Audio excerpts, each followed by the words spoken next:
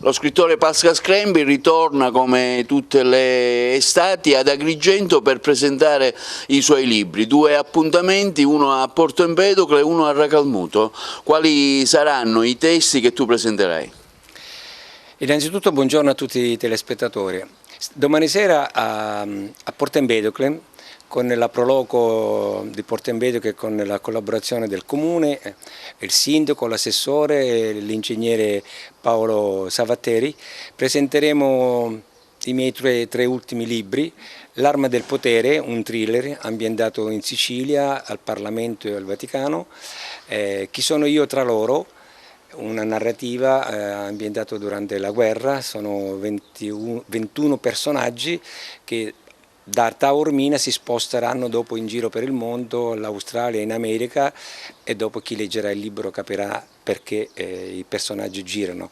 E il terzo invece è un'inchiesta, Bellezza e carriere, il sogno di Pretty Woman, è un'inchiesta sulle ragazze che lasciano la casa, a volte scappano per cercare di avere una visibilità, per trovare qualche uomo di potere, e dopo a volte chi va a finire male e chi va a finire bene. Quindi questi 3 libri domani sera saranno presentate i saluti del sindaco, naturalmente dell'assessore, di Paolo Savatteri, e invece L'arma del potere sarà presentato dall'assessore e scrittore Enzo Sardo, Chi sono io tra loro da Angelina Albano, e Bellezza e carriera invece lo presenterà la musicista Serenella Bianchini. Questo per domani sera a Porto Empedocle, alla Torre Carlo V, a partire dalle 21.